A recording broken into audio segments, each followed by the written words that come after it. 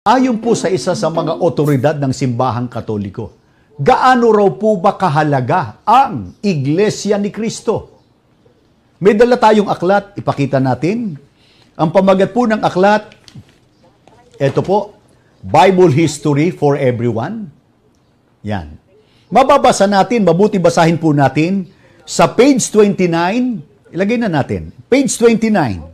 Ang sumulat po ng aklat na yan ay si Father Atanasio Danieletti. Yan po ay sa St. Paul Publications, Pasay, Metro Manila. Ano sinasabi ng pare ng simbahang Katoliko? Ito po sabi niya, yung unahang bahagi po, yan yung mismong nilalaman. Pero babasahin ko na po sa wikang Pilipino, may translation po dyan. Ang daong Ninue ay isang dakilang sagisag ng Iglesia ni Cristo. Ang Iglesia ni Cristo ay ang kaligtasan ng lahat ng kaluluwa. Ito ay gawa ng Diyos. Aklat Katoliko po yan.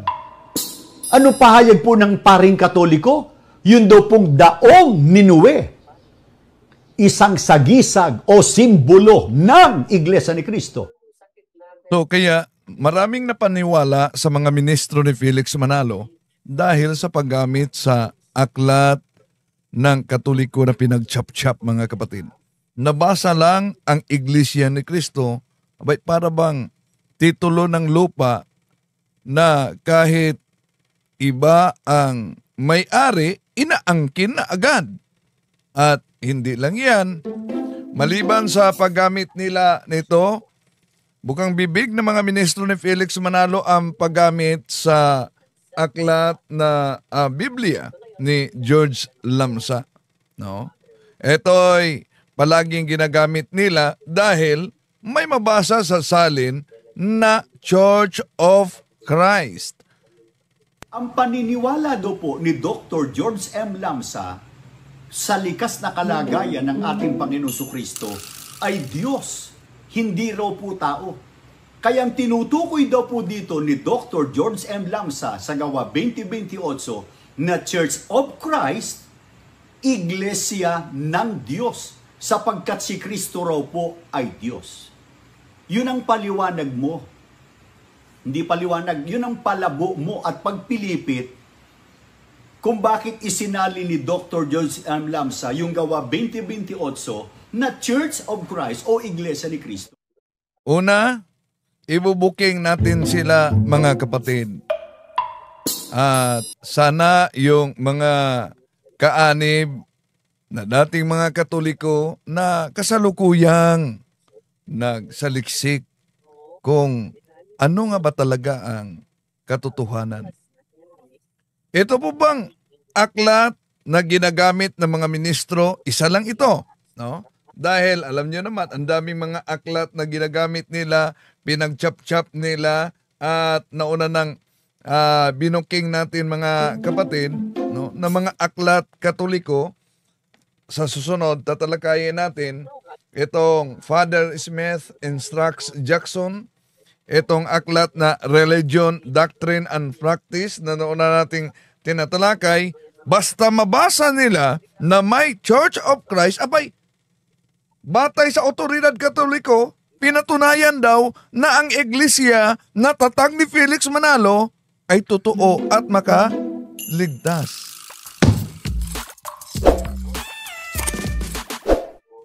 Iba't ibang mga aklat Katoliko, kahit papal encyclical, ginagamit nila dahil may nabasang Iglesia ni Cristo. Abay, gusto nilang ipalitaw sa mga inosente na natangay sa siktang tatag ni Felix Manalo na ang otoridad Katoliko ay nagpatunay na yung inaniba nila na nakadala lang sa pangalang Iglesia ni Cristo ay kailangan para sa kaligtasan. Tulad sa aklat na ito na ginagamit ni Mr. Michael Sandoval ng Iglesia ni Cristo, na ano daw, mga kapatid? Balikan natin siya. Ayon po sa isa sa mga otoridad ng simbahang Katoliko, gaano raw po ba kahalaga ang Iglesia ni Cristo? May dala tayong aklat, ipakita natin. Ang pamagat po ng aklat, ito po, Bible History for Everyone. Yan. Mababasa natin, mabuti basahin po natin sa page 29, ilagay na natin, page 29. Ang sumulat po ng aklat na yan ay si Father Atanasio Danieletti. Yan po ay sa St. Paul Publications, Pasay, Metro Manila. Ano sinasabi ng pare ng simbahang Katoliko? Ito po sabi niya, yung unahang bahagi po, yan yung mismong nilalaman. Pero babasahin ko na po sa wikang Pilipino, may translation po dyan. Ang daong Ninue ay isang dakilang sagisag ng Iglesia ni Kristo. Ang Iglesia ni Kristo ay ang kaligtasan ng lahat ng kaluluwa. Ito ay gawa ng Diyos. Aklat Katoliko po yan. Ano pahayag po ng paring Katoliko? Yun daw pong daong Ninue. Isang sagisag o simbolo ng Iglesia ni Kristo. O, yan. Di po ba? Pinutol. Mamaya, i-booking yan ni Kaburnok. Bakit? Dahil kung ituloy natin, ang daong Ninue na Iglesia ni Kristo ay ang Iglesia Apostolika Katolika Romana.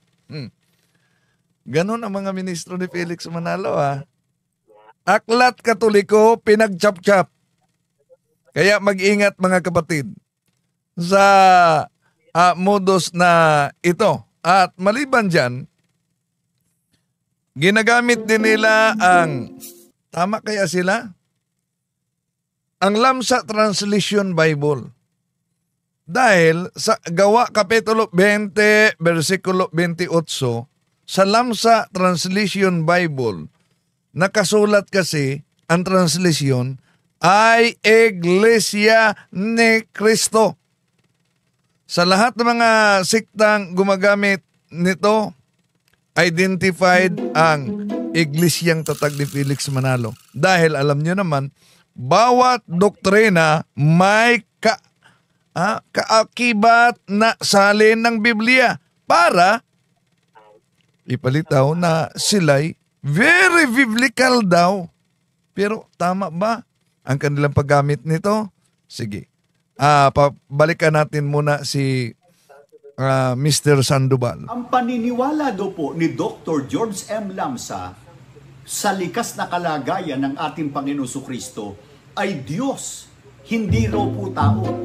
Kaya ang tinutukoy daw po dito ni Dr. George M. Lamsa sa Gawa 2028 na Church of Christ, Iglesia ng Diyos, sapagkat si Kristo raw po ay Diyos. Yun ang paliwanag mo. Hindi paliwanag, yun ang palabo mo at pagpilipit kung bakit isinali ni Dr. George M. Lamsa yung Gawa 2028 na Church of Christ o Iglesia ni Kristo. Okay, yon mga kapatid. Alam nyo ba kung bakit si George Lamsa, ginagamit ng mga INC mga kapatid, na ang translation niya sa salin, instead of Ecclesia to Theo, Church of God, ang salin niya ay Ecclesia to Cristo, Church of Christ. Una, siya ay miyembro ng Assyrian Church of the East. Hindi po siya at wala siyang kaugnayan sa Orthodox, wala siyang kaugnayan sa simbahang Katoliko. Ibig sabihin, isa siyang kasapi sa grupo na schismatic. Yung grupo na may kaugnayan sa Nestorianism. Yung Nestorios, mga kapatid, kung maalala ninyo, yun ang dahilan na ang simbahang Katoliko ay nagsagawa ng konselyo sa Ephesus noong Hunyo 22, taong 431 Anno Domini. At kinundinayan ang aral ng grupo ni Nestorios. Ngayon, isa-isahin natin, sasagutin natin dahil ito'y ginagamit ng mga ministro ni Felix Manalo, ang Holy Bible from the Ancient Eastern text ni George Lamsa. Dahil ang nakasulat niya, ingatan ninyo ang inyong mga sarili at ang buong kawan na rito'y hinirang kayo ng Diyos, ng Espiritu Santo, na mga katiwala upang pakanin ang Iglesia ni Cristo na binili ng kaniyang dugo. Ang argumento ng mga ministro at INC, tama o mano ang salin, Iglesia ni Cristo na binili ng kaniyang dugo. Bakit? Dahil kung Iglesia ng Diyos, ang Diyos daw o mano, wala namang dugo. Kaya ang kanilang tinatanggap yung Lamsa translation na ginagamit nila sa pagpatunay na ang kanilang Iglesia ni Cristo ay very biblical. Pero alam niyo mga kapatid, ang Lamsa Bible, gawa-gawa lang ito ni George Lamsa. Para lumabas at nailathala noong 1933 mga kapatid. Kaya mabasa sa Gawa Kapitulo 20, versikulo 28 at ginagamit naman, dito makita ninyo na may researcher talaga ang INC, pati na ang Aklat Katoliko, ni-research nila pag may nabasa na Iglesia ni Cristo, putol agad para mapaniwala yung mga inosente. Oo nga, no? Kahit pala otoridad Katoliko, pinatunayan na ang Iglesiang tatag ni Felix Manalo ay kailangan para maligtas ang tao. Kaya, kunting common sense naman. Bakit? Sa palagay ninyo, pag nabasa ang Iglesia ni Cristo, Church of Christ, sa Aklat Katoliko, ibig ba sabihin na ang Iglesyang tatag ni Felix Manalo ang pinatunayan na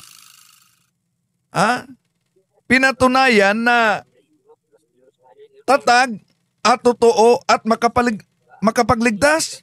O sige, isa-isahin natin yan mga kapatid at ituloy natin pagbasa. Dahil una, yung paggamit nila sa Biblia translation ni George Lamsa mga kapatid, sila na gumagamit nito para patunayan na Gawa Kapitulo 20, versikulo 28 na mabasa sa Lamsa Bible ang Iglesia ni Cristo na binili sa kanyang dugo. Ang tanong, tama nga ba yung ginagamit nila? Kaya, kung maalala ninyo, palagi, bukang bibig sa mga ministro ni Felix Manalo yung sinasabing, magsuri kayo. Dapat kayong magsuri. Kaya, susuriin natin mga kapatid. Ang translation na ito, at ano po ba yung tama na translation? Ito bang kang George Lamsa? Ano po ba ang mabasa sa original Greek Bible? Okay. Ito po tingnan natin. Sisilipin natin kung ano ang mabasa sa original Greek Bible mga kapatid. Sa Gawa Kapitulo 20, versikulo, okay? Gawa Kapitulo 20, versikulo 28. Ito po sa original Greek Bible ang mabasa natin mga kapatid. No?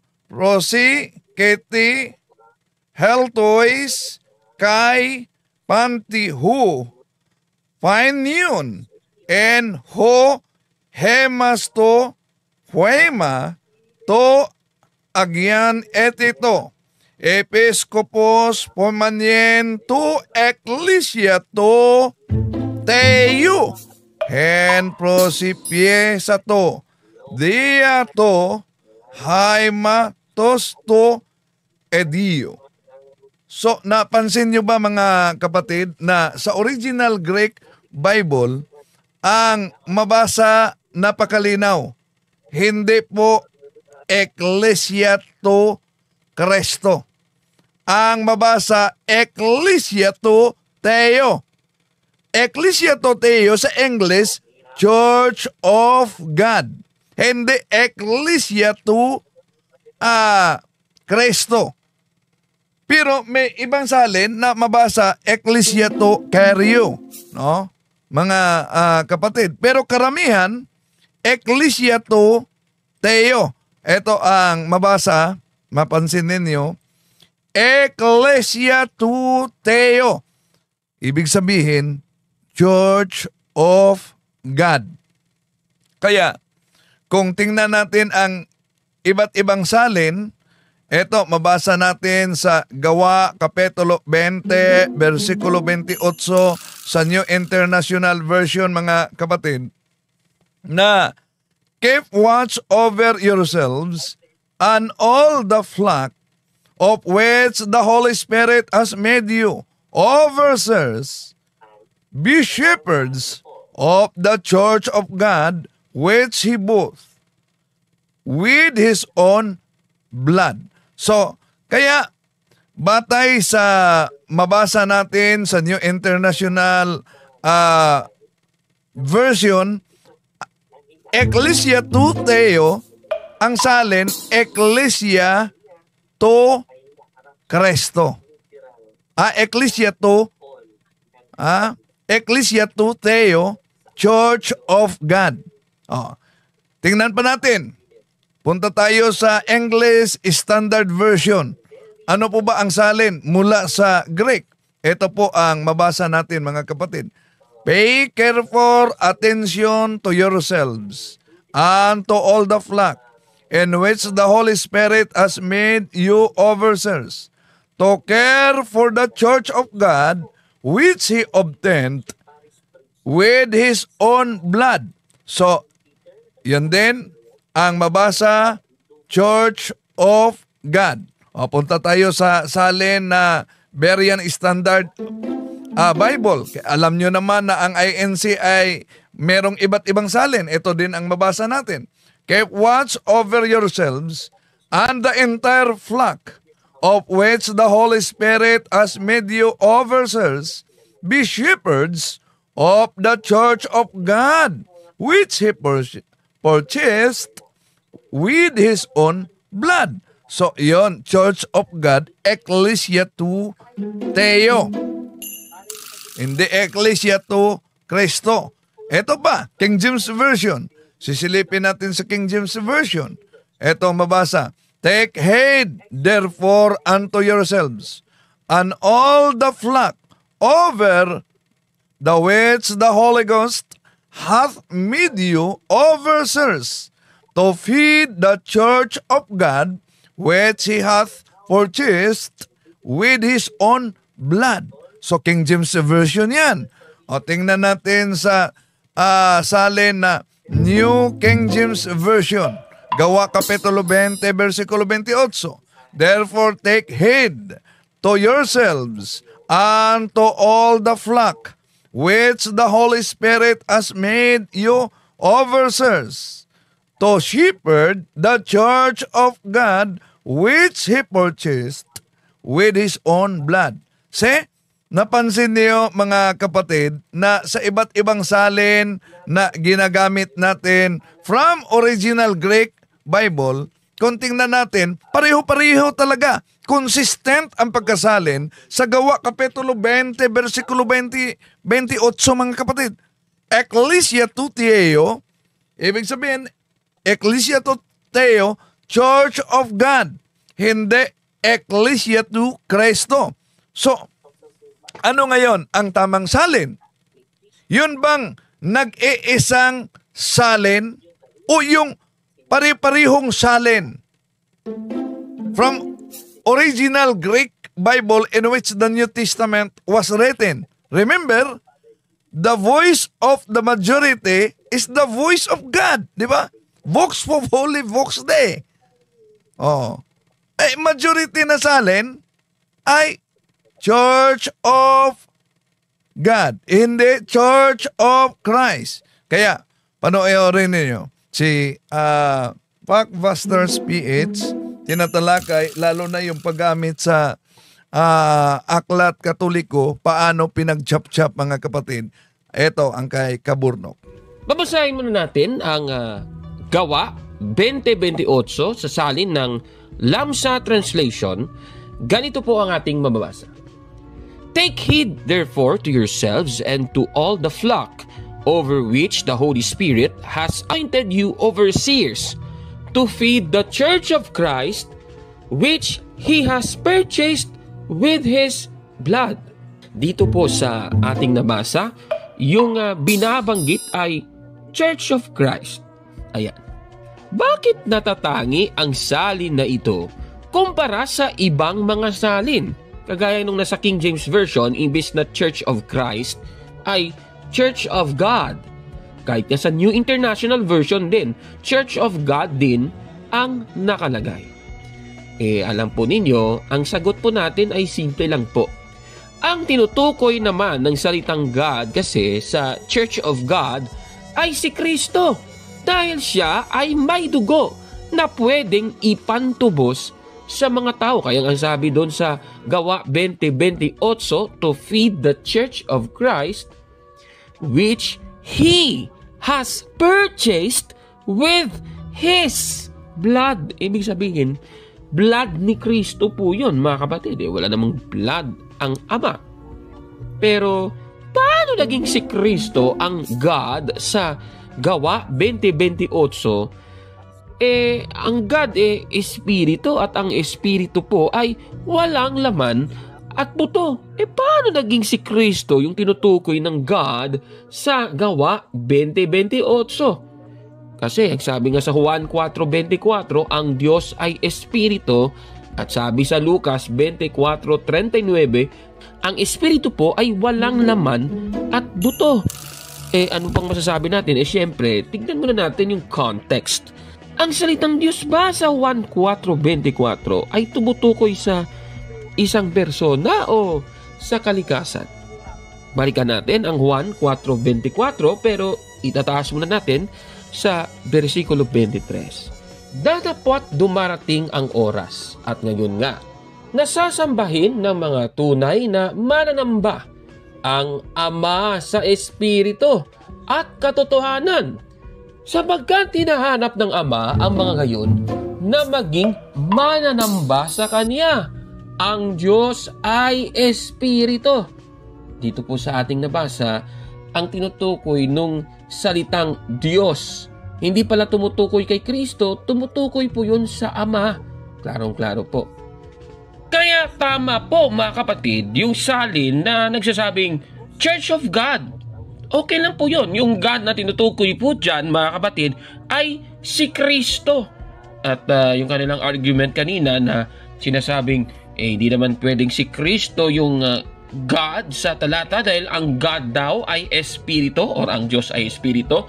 Tumutukoy naman po yan sa Diyos Ama mga kapatid. Itandaan natin ang salitang God sa Gawa 20:28, tumutukoy po yan sa persona ni Kristo mga kapatid. Pero alam ninyo, may tutol yata dito. Sino ba ang tutol dito? Panoorin natin ang pahayag ng ministro ng Iglesia ni Cristo ni Manalo, si Michael Sandoval. Ano ba ang nasabi niya noon tungkol sa Gawa 20:28 ng salin ni George M. Lamsa? Ito panoorin natin. Ang sabi po ni Mr. Eli Soriano, alang-alang po sa mga sumusubaybay sa amin, ang tama raw pong salin ng Gawa 20:28, Iglesia ng Diyos. Bakit? Sapagkat ang paniniwala daw po, yun ang isang pangangatwira ni Mr. Eli Soriano, ang paniniwala daw po ni Dr. George M. Lamsa sa likas na kalagayan ng ating Panginoon Kristo ay Diyos, hindi raw po tao. Kaya ang tinutukoy daw po dito ni Dr. George M. Lamsa sa Gawa 20:28 na Church of Christ, Iglesia ng Diyos, sapagkat si Kristo raw po ay Diyos. Yun ang paliwanag mo. Hindi paliwanag, yun ang palabo mo at pagpilipit kung bakit isinali ni Dr. George M. Lamsa yung gawa 2028 na Church of Christ o Iglesia ni Cristo. Kaya si Dr. George M. Lamsa ang ating sangguniin. Bakit po niya isinalin ang gawa 2028 na Church of Christ sa halip na Church of God o Iglesia ng Diyos? Hindi po akong sasagot. Dapat ang pasagutin natin ay si Dr. George M. Lamsa mismo. Kaya meron tayong aklat dito, isinulat po ni Dr. George M. Lamsa. Ayan, nakikita niyo po sa inyong screen. New Testament Commentary by Dr. George M. Lamsa. The Eastern text reads, "The Church of Christ, which He has purchased with His blood." Jewish Christians could not have used the term God because in their eyes, God is Spirit, and Spirit has no flesh and blood.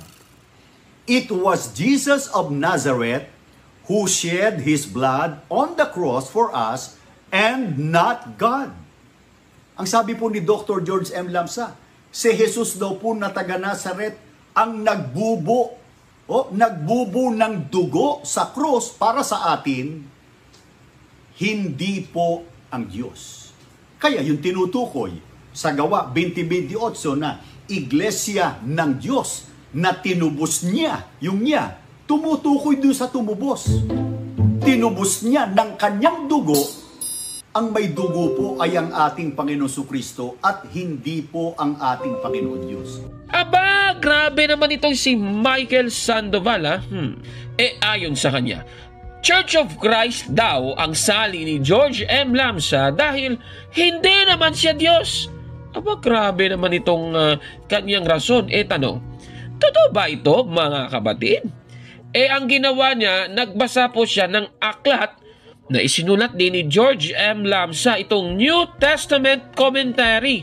Ayan, nakikita nyo sa screen. So, titignan natin. Tama ba ang kaniyang sinabi, itong si Michael Sandoval? Bisitahin kaya natin ang aklat. Ito Ito po yung aklat, New Testament Commentary ni George M. Lamsa sa page 149 at 150. Dito sa article na may pamagat na Blood of Jesus.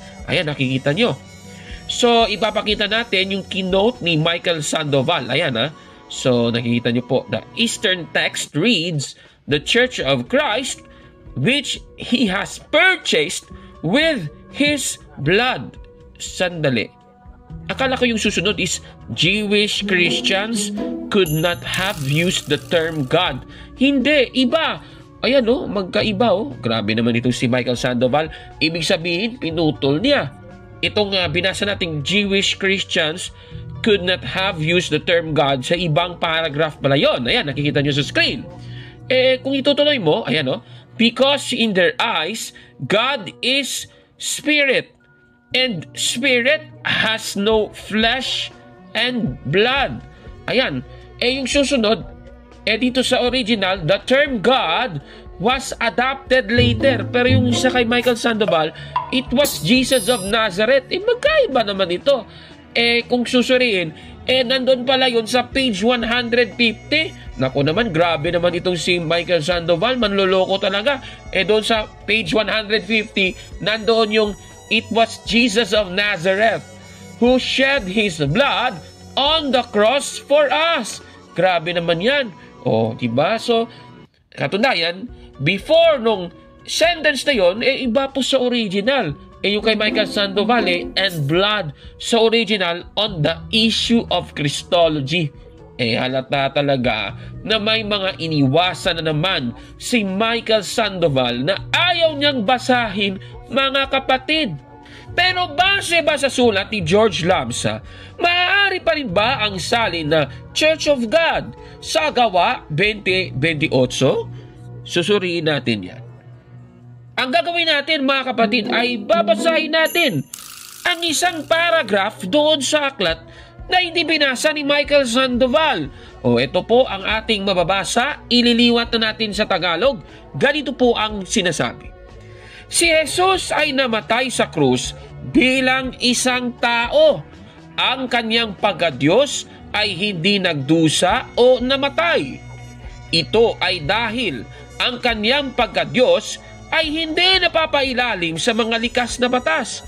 Si Kristo ay umiral sa simula pa lamang.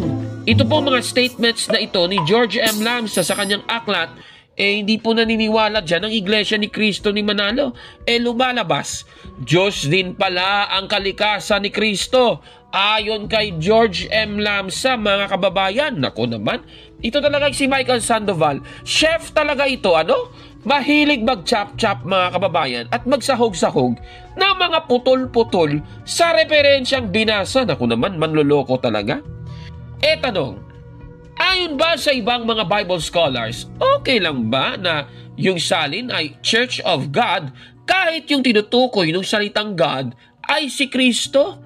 Babasahin natin ang aklat na Commentary on the Old and New Testaments, itong Benson Commentary ng Gawa 20:28.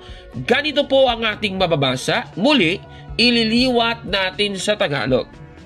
Upang pakainin ang iglesia ng Diyos, iyon ay ang mga mananampalataya, mapagmahal, masunurin, banal na mga anak ng Diyos.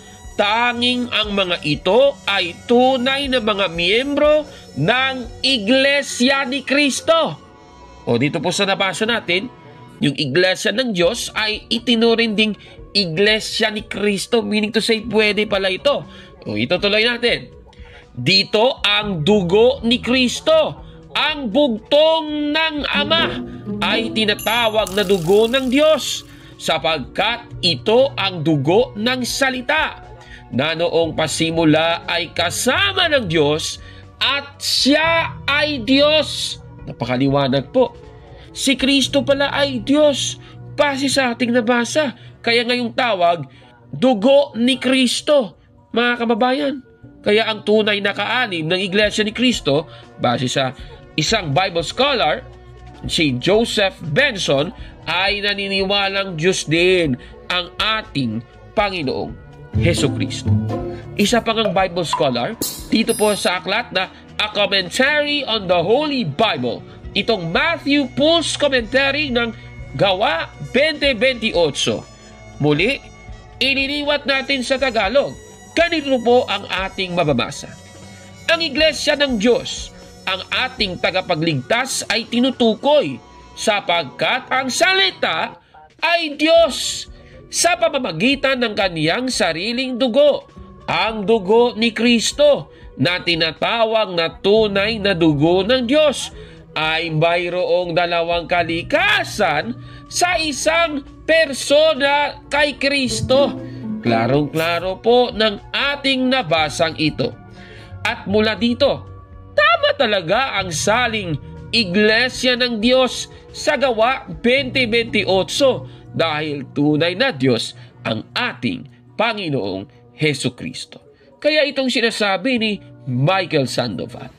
Ang sabi po ni Mr. Eli Soriano, alang-alang po sa mga sumusubaybay sa amin, ang tama raw pong salin ng Gawa 20:28, Iglesia ng Diyos. Bakit? Sapagkat ang paniniwala daw po, yun ang isang pangangatwira ni Mr. Eli Soriano, ang paniniwala daw po ni Dr. George M. Lamsa sa likas na kalagayan ng ating Panginoon Jesucristo ay Diyos, hindi raw po tao. Kaya ang tinutukoy daw po dito ni Dr. George M. Lamsa sa Gawa 20:28 na Church of Christ, Iglesia ng Diyos, sapagkat si Kristo raw po ay Diyos. Yun ang paliwanag mo. Hindi paliwanag, yun ang palabo mo at pagpilipit kung bakit isinali ni Dr. George M. Lamsa yung Gawa 20:28 na Church of Christ o Iglesia ni Kristo. Mali yan kaya? Busted yan! Nako mali talaga yan, mga kababayan. Grabe talaga. Chef talaga itong si Michael Sandoval, mahilig magputol-putol, mag-chop-chop ng mga referensya, mga kababayan. Meron po akong ipapansin sa inyo. Isang aral po ito ng Iglesia ni Cristo ni Manalo. Ito, babasahin natin. Dito po sa The Iglesia ni Cristo, Church of Christ Today, sa pahina 6, ganito po ang ating mababasa. Hindi ililigtas ni Kristo ang sinuman sa labas ng Iglesia ni Cristo dahil labag ito sa batas ng Diyos. Dito po sa ating nabasa, napakatindi naman ng doktrinang ito ng Iglesia ni Cristo ni Manalo. Alam ninyo, itong aral ng Iglesia ni Cristo ni Manalo ay lumalabag sa Biblia. Babasahin natin. Dito po sa unang Korinto 5:13, ang sabi, datapwat sa nangasa labas ay Diyos ang humahatol. Napakaliwanag po.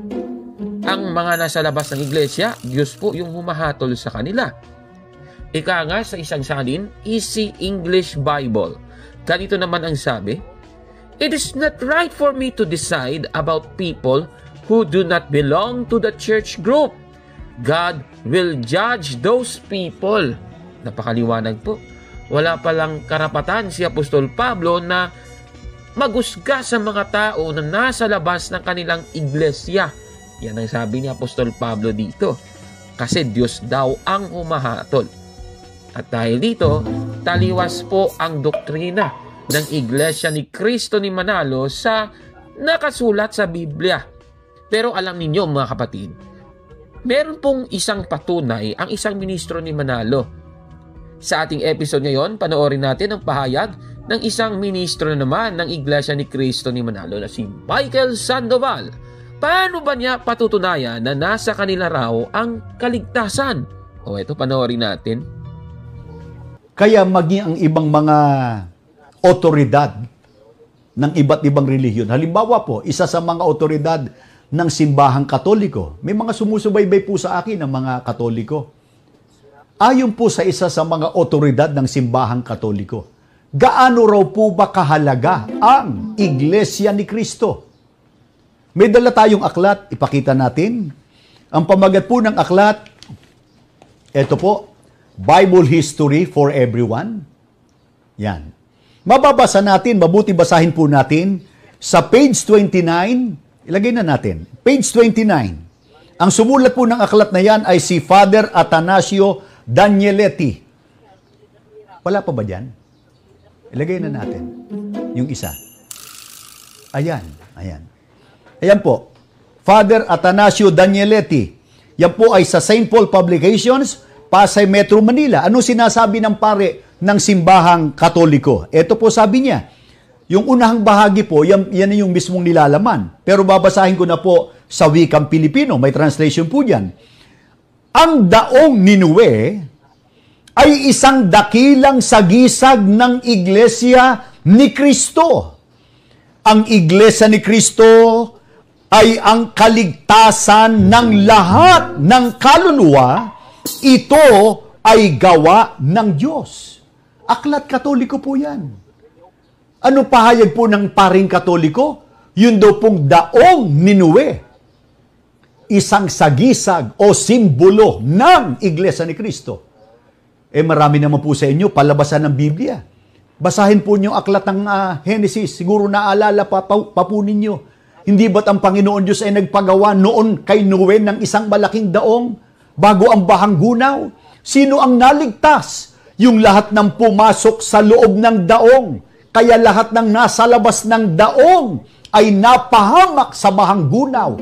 Ano sabi ng pare? Ang daong na yon ay isang dakila o kahangahangang simbolo. It is a magnificent symbol of the Church of Christ or Iglesia ni Cristo. Patotoo po yan ng pare. Kaya marami po na mga dating hindi kaanib sa Iglesia ni Cristo, nang maunawaan nila yung doktrina at aral ng Biblia, iniwan ang kanilang dating relihiyon at pumasok po dito sa loob ng Iglesia ni Cristo. Aba, grabe naman talaga. Ayon po sa kanya, pinatunayan ng aklat Katoliko na may kaligtasan sa kanilang iglesia Kasi nga nabasa sa aklat na ito ng isang pari na si Father Atanasio Danieletti, itong sinasabing, "The Church of Christ is the salvation of all souls." O sa kanyang pagbasa, ang Iglesia ni Cristo ang kaligtasan ng lahat ng kaluluwa. Grabe talaga. Tanong, totoo ba ang kanyang sinasabing ito? Susuriin natin ang aklat na kanyang ginamit, mga kababayan. Yung ginawa natin, hinanap po natin itong aklat, Bible History for Everyone. Ito, ipapakita natin sa inyo, yung nahanap natin. Ito pong Bible History for Everyone, yung nahanap natin ay yung 26th printing. Isinulat pala ito ni Father Athanasius Danieletti noong 1977. Ganito po ang sinasabi dito, at ayan po, talagang kung nakikita ninyo, ay yan nga yung keynote ng ministro. Nakikita nyo po sa screen. At may nakalagay nga, "The Church of Christ is the salvation of all souls." Ayan. Tanong, anong iglesia kaya ang tinutukoy ng phrase na Church of Christ sa nasabing aklat na ito? Susuriin natin yan. Sige, so yung gagawin natin ay babasahin muli natin ang nasa aklat sa page 22 naman. Ganito po ang ating mababasa, iniliwat natin sa Tagalog. "Siya ay dapat kilalanin bilang ganon ng lahat ng tao. Ang Iglesia ni Cristo," sabi ni Saint Augustine, "ay naitatag sa tulong ng mga himala o wala ang mga ito. Ngunit kung ang isang taong walang anumang kasalanan ay namatay sa kamalian, hindi siya hahatulan ng Diyos sa kaniyang pagkakamali, sapagkat ito ay hindi sinasadya. Kung ang isang tao ay wastong nabautismuhan at hindi kailanman sinasadyang lumabag sa batas ng Diyos, o kung siya ay nagkasala, ngunit lubos na nagsisi sa kaniyang mga kasalanan, hindi siya itatakwil ng Diyos magpakailanman. Ang gayong tao ay hindi isang rebelde o isang erehe. Isa siyang pusong Katoliko." Napakaliwanag po ng ating nabasa. Ang tinutukoy pala ng Church of Christ sa aklat na ito ay may mga miyembrong Katoliko. Napakaliwanag naman po. O katunayan, idiniin nga ng aklat sa page 250 ang ganito: "Ang banal na Iglesia Katolika Romana, ang Iglesia ni Cristo." Napakaliwanag po talaga, mga kababayan. At actually, aral po yan ng Iglesia Katolika. Yan po ay nakikita nyo ngayon sa inyong mga screen na ang Iglesia Katolika ang siyang tanging Iglesia ni Cristo, mga kapatid. Ibig sabihin po, ang Iglesia Katolika ang tinutukoy ng Church of Christ sa aklat na ito. Katunayan din sa nasabing aklat, ganun pa rin sa page 250, mababasa naman natin ang ganito: "Si Jesucristo ay naparito sa lupa at itinatag ang kanyang iglesia upang akayin ang mga taong may mabuting kalooban sa langit. Ito ay patuloy na ginagawa ng Iglesia Katolika Romana."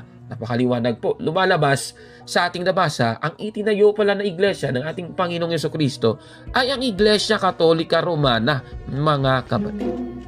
Kaya itong sinasabi ng ministrong ito, nako, Ano sabi ng pare? Ang daong na yon ay isang dakila o kahangahangang simbolo.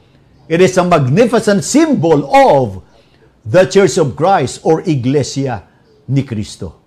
Patotoo po yan ng pare. Kaya marami po na mga dating hindi kaanib sa Iglesia ni Cristo, nang maunawaan nila yung doktrina at aral ng Biblia, iniwan ang kanilang dating relihiyon at pumasok po dito sa loob ng Iglesia ni Cristo. Ito talaga, chef talaga ito, Panay chop, chop, chop, chop. Di naman binasa yung konteksto. Nako, grabe naman. Kaya, busted! Yan! Mali yan! Nako, mali talaga. Paano ba inuunawa ng Iglesia Katolika ang pagkukumpara ng Arko ni Noe sa Iglesia na tinayo ng ating Panginoong Jesucristo? Ito po ba ay tungkol sa eternal salvation? Sige nga, tingnan nga natin. Babasahin natin ang Catechism of the Catholic Church, paragraph 1219. Ganito po ang sabi. The Church has seen in Noah's Ark a prefiguring of salvation by baptism, for by it, a few, that is 8 persons, were saved through water. Napakaliwanag po ng ating nabasa. Ibig sabihin, yung Noah's Ark, yan po ay natitingnang kagaya po ito ng iglesia na itinayo ni Kristo na gumagamit ng sakramento ng binyag. Ibig sabihin po, yan pala ay secondary cause of our salvation. Dahil tandaan natin, si Kristo yung primary cause ng salvation ng tao. O klarong-klaro po yan. Kaya base po sa ating nabasa, ayon po sa Iglesia Katolika, ang pagkukumpara ng arko ni Noe sa iglesia ay may kaugnayan po sa bautismo, mga kapatid. At mababasa po natin sa Biblia yan. Marcos 16:16 na ganito po ang sabi.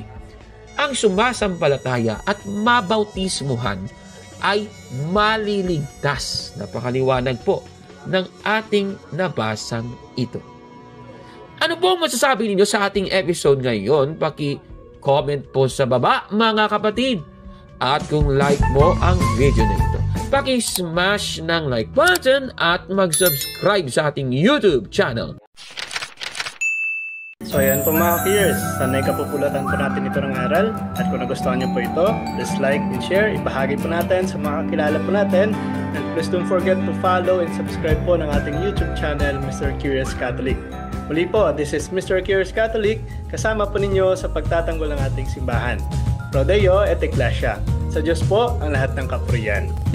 Hello mga kapatid, follow and subscribe Mr. Curious Catholic. Marami tayong matutunan, mapupuno po yung ating isipan sa mga katotohanan. Dahil ang katotohanan na magbigay sa atin ng tunay na kalayaan. God bless. Hello mga kapatid, inanyayahan namin kayo, huwag niyong kalimutan mag-subscribe sa kay Bro Dance Oberio, Mr. Curious Catholic.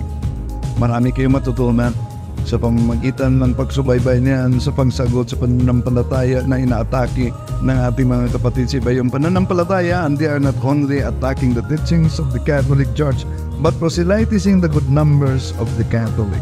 At sa pamamagitan sa pagsunutin niyo nitong Mr. Curious Catholic, Facebook page and YouTube channel, dami ninyong matutunan. Isabuhay natin ang ating matutunan. Pro Deo et Ecclesia.